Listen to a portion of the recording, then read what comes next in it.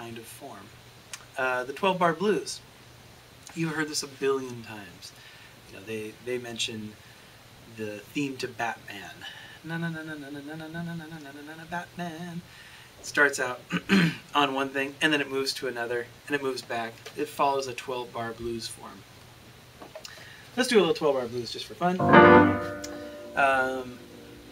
I'm gonna move through it, and I'm gonna call out numbers so you can hear the 12-bar blues form. So we got a 1, 2, 3, 4, 2, 2, 3, 4, 3, 2, 3, 4, 5, 2, 3, 4, 6, 2, 3, 7, 2, 3, 4, 8, 2, 3, 4, 9, 2, 3, 4, 10, 2, 3, 4, 11, 2, 3, 4, 12, 2, 3, 4, 2, 2, 3, 2, 3, 4, 2, 3, 4, 5, 2, 3, 4, 6, 2, 3, 7, 2, 3, 4, 8, 2, 3, 4, 9, 2, 3, 4, 10, 11, 12. Well, deep down in Louisiana, across from New Orleans, back up in the woods among the evergreens, well, there stood a log cabin made of earth and wood. Lived a country boy, Johnny B. Good.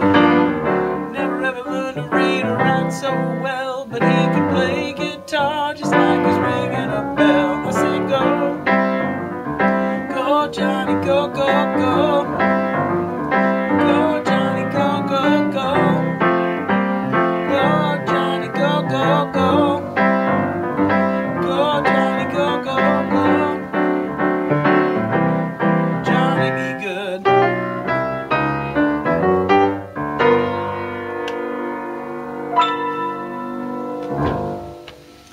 12-bar blues. So that form is very specific. 12 bars. The chord progression is very specific. The type changes, and you can hear it changes in the same place every time. AABA form. AABA means that you got one thing that you do, A, and then you do it again, another A, so that's AA. Then you do something else, B, and then at the end you go back and you do A again. So A, B, A. And they give a few examples. Let's see. I've Got Rhythm is a classic AABA tune.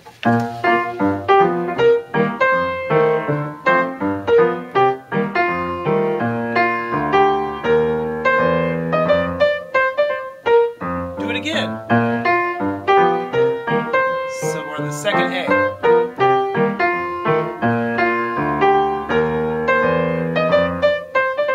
Now do something different. B.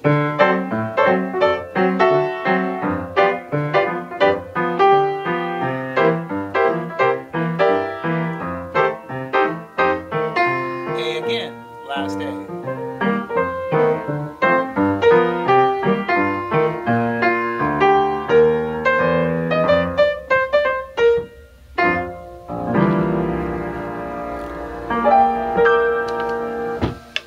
So we did an A section, we did another A, that's AA.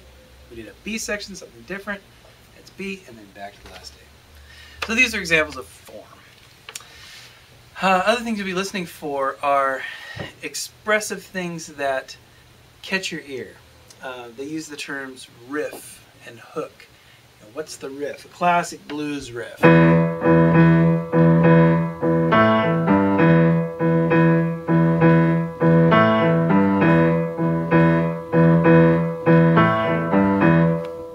What's significant about that?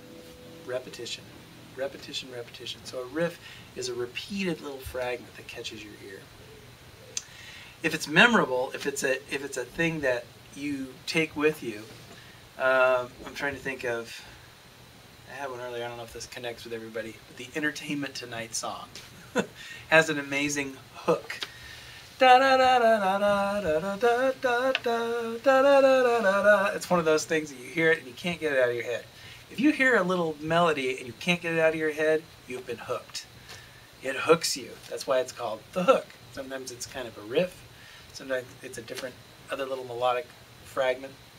But that's a hook. A hook is what catches your ear, and it has an important market element to it. It's not a coincidence that popular music has the components that it has, because it's been driven by markets. It's been driven by business. If a melody is catchy, the original design is that you hear it on the radio, and you go, oh man, I can't get that thing out of my head. I kind of like it. And so you want to go buy the record. That's the point of the hook. It's not a coincidence. It's business. What else we got? Oh, groove. They talk about groove, and I like the term channeled flow that they use in there, channeled flow. Think about a groove. A groove is literally a little channel. It's a notch. If you, well, it might be dangerous with a bicycle, but I always picture like a wheel that gets locked into the groove, and that's what groove does.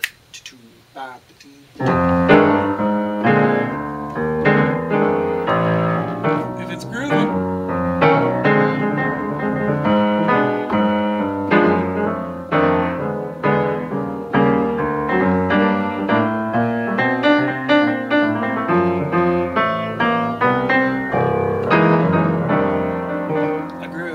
channeled flow.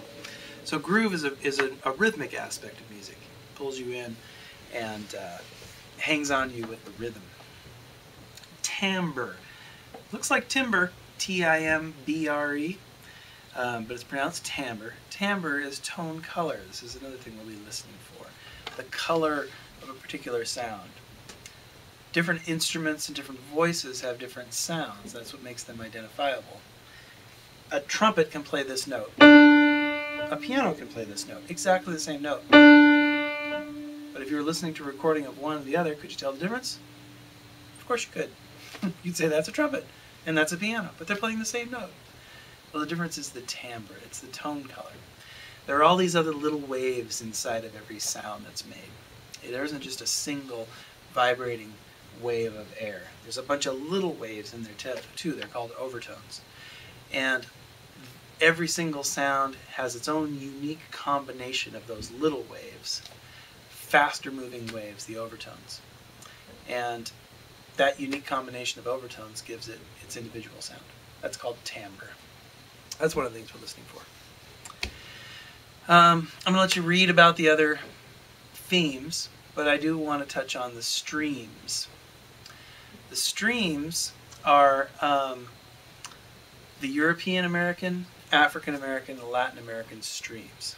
So these are the sources of the components that make up American popular music, and any sort of American music, popular or not. We have these three strong influences. From Europe, European musical traditions bring us form, that AABA, the ballad form. The book talks about ballad form. The strophic form. A strophic piece of music is that which has melodies, and it's the same melody over and over, but a different lyric each time. You know, I say, went down Louisiana, across from New Orleans, back in the woods among the evergreens.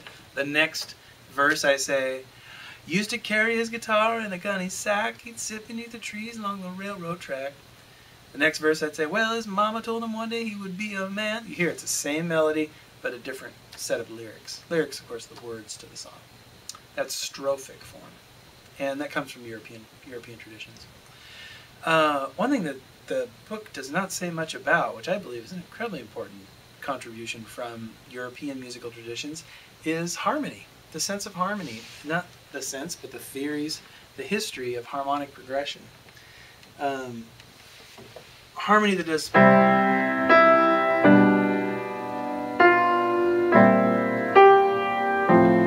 This idea of voices moving against each other to create harmonic progression.